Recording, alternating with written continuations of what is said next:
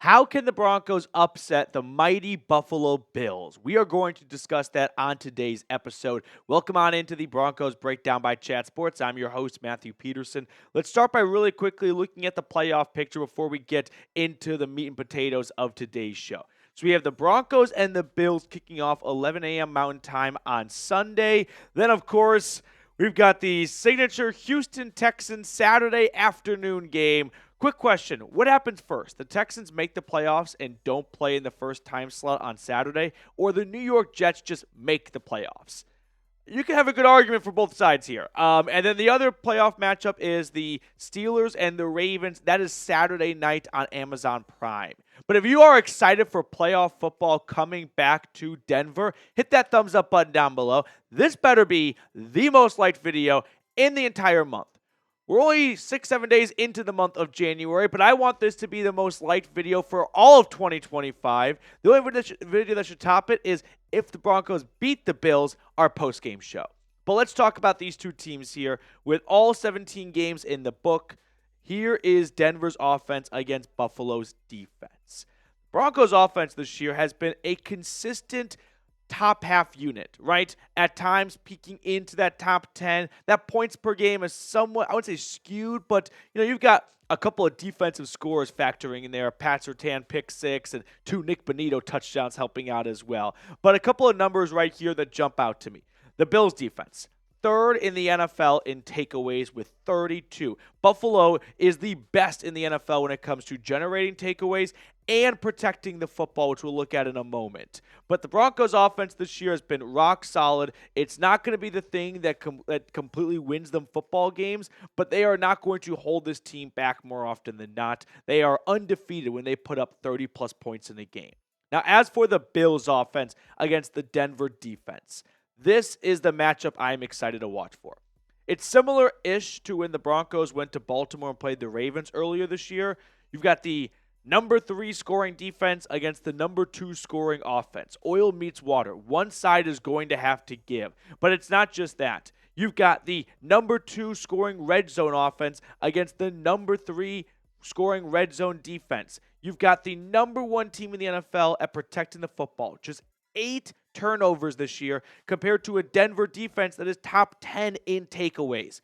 I feel like this matchup right here is going to be the deciding factor in this game. I've got confidence that Sean Payton and this offense are going to go out there and put together a solid ball game. I don't think they're going to get completely just ran off the field by Buffalo's defense. The question is going to be, can Denver's defense slow down the Bills' offense enough to let the offense for Denver have a chance to jump out in front? That is the first thing I am watching for. Now, when it comes to injuries, both teams come into this matchup pretty healthy. Denver, having a recent bye, is definitely a little bit more energetic. But if you go off of the true starting lineup, like if everyone was healthy, who would be out there on offense, who would be out there on defense? Broncos have 21 of their 22 starters out there. The only guy missing, Alex Singleton, which I kind of forgot about because Cody Barton has played so well in his place. But, man, I miss Singleton because he'd be so fun to have on what's already an incredible defense this year. So Denver coming in very healthy, which is great to see and very unheard of for this time of the year. The Bills, they're also very healthy.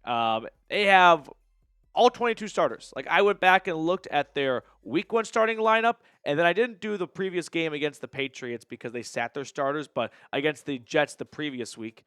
And Buffalo has pretty much everyone out there. I am not a glossary for the Buffalo Bills 2024 season, but by all means, they are ready and healthy, and they are not missing a bunch of key players. Josh Allen, though, I will add, has been dealing with a shoulder injury all year. He's been playing through it. It's always been on the practice report, and he's always a full participant. So a couple of hits on the shoulder, and maybe the Bills are feeling something they haven't felt this year, which is a key injury at any starter. But who you got? Broncos versus Bills. Let me know in the comment section below. Give me a DEN for the Broncos. Give me a BUF for the Buffalo Bills. I want to hear from everyone watching down below. My first key to victory for Denver: limit the Buffalo Bills' strengths. The Denver Broncos have to make the Buffalo Bills uncomfortable.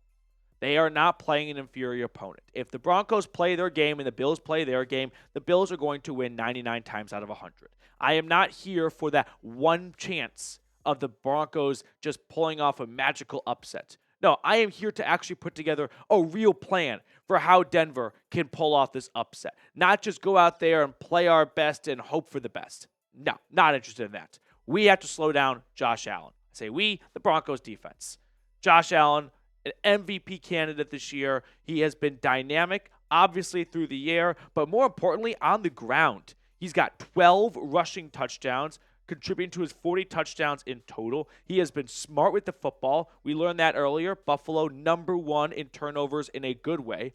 But I think the defensive strategy for Vance Joseph's unit has to be plug up the run and then force the Bills receivers to beat Pat Surtain and Riley Moss.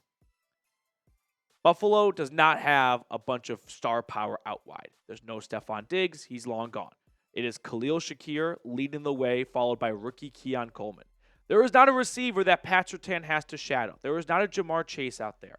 So, as ballsy as this might sound like, James Cook with his 16 rushing touchdowns is a bigger threat to me than Josh Allen and his weapons through the air. So what I would like to see is the Broncos plug up the run, and it's not about forcing Allen to beat the Broncos.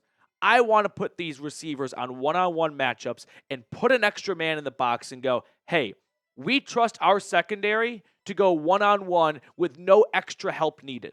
No safety, no bracket, nothing like that. And if we can eliminate the run and we trust our corners in one-on-one man-to-man matchups, then it's going to come down to Josh Allen being perfect. And sometimes people are human and they're not perfect. And that to me is one way Denver can pull off the upset, is require Allen to be perfect. And if he is perfect, then I can live with that, right? I can accept defeat if that's the case.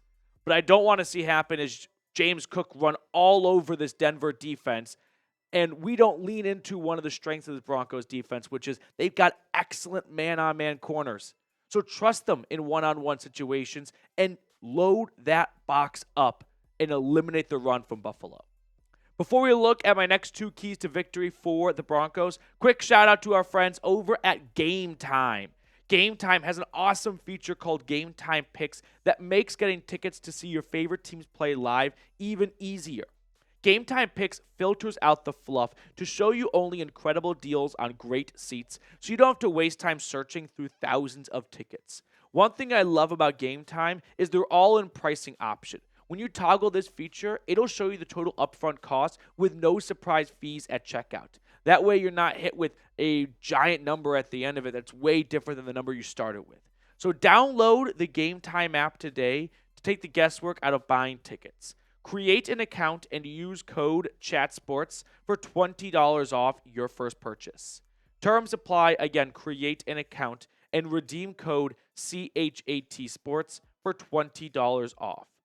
Download Game Time today. What time is it? Game time. Building off of my first key to victory for the Broncos, it is set up your pass rush. That is the strength of the entirety of the 2024 Denver Broncos team.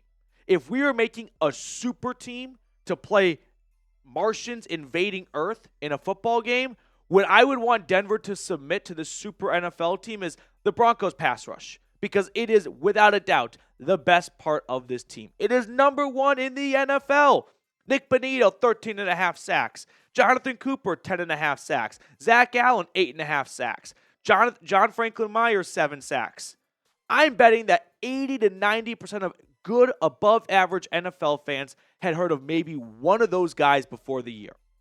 And those 4 guys, along with the rest of this team, have contributed to 63 sacks, number 1 in the NFL. But what's so cool about the Broncos pass rush is they do it all the time. I went back and looked. On first down, 22 sacks. On second down, 19 sacks. On third down, 18 sacks. And then whatever the math is, I think there's 4 on fourth down. So Denver's pass rush gets you anytime, anywhere. But the Bills' offensive line and Josh Allen have done a fantastic job of keeping 17 upright. They are number 1 in the NFL at sacks allowed, giving up just 14. So much like a lot of the matchups, it is oil meets water, right? You've got a Denver defense that loves takeaways. 8th in the National Football League. You've got a Bills offense that loves protecting the football, 1st in the NFL. You got the number 1 pass rush going up against, in some ways, the number 1 offensive line and quarterback at making sure you do not get sacked. But Josh Allen, he's going to need to feel the pressure a little bit. I'm not here to say go injure 17. I'm here to say this is football.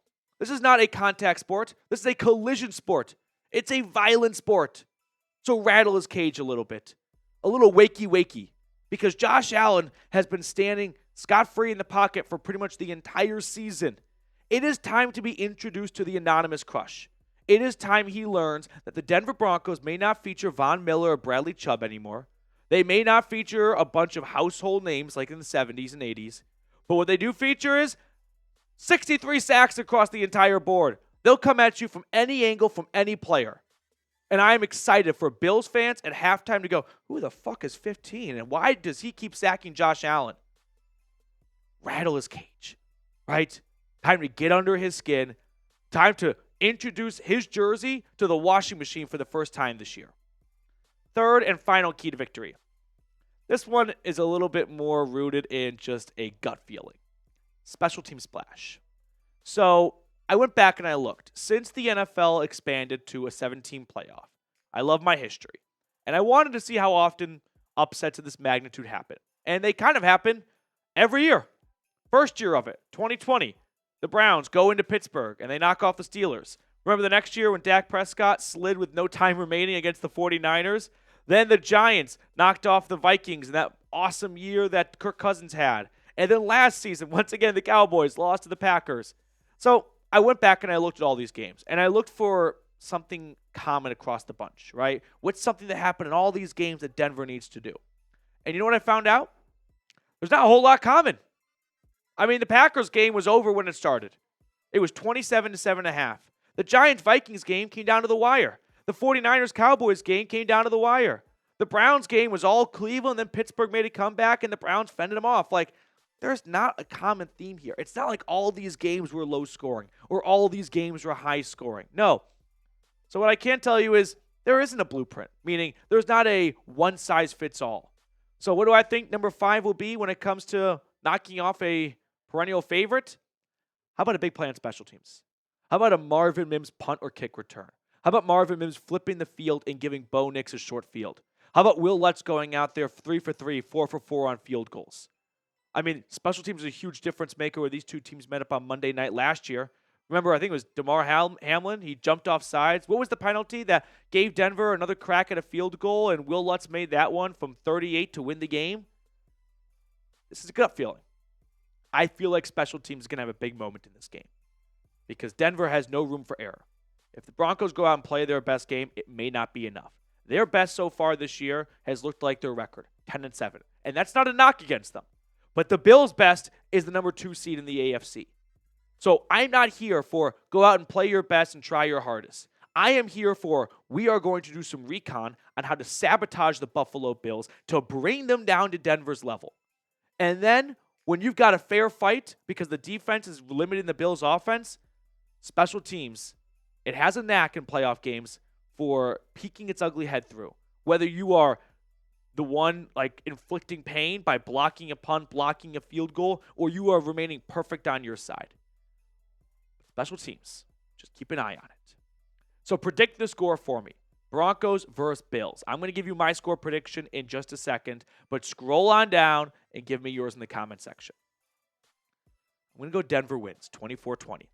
This is 45% wishful thinking, 40% I really feel like the matchup for Denver is really good. This defense is fantastic. And they can be the ones that slow down this Bills offense led by Josh Allen. They are the ones that can break through that iron wall of an offensive line. They are the ones that can force some takeaways. They are the ones that can do something to this Bills offense that no one's been able to do because they haven't faced a team like this yet. I like this matchup for Denver. And then whatever the remaining percentage is just fingers and toes crossed.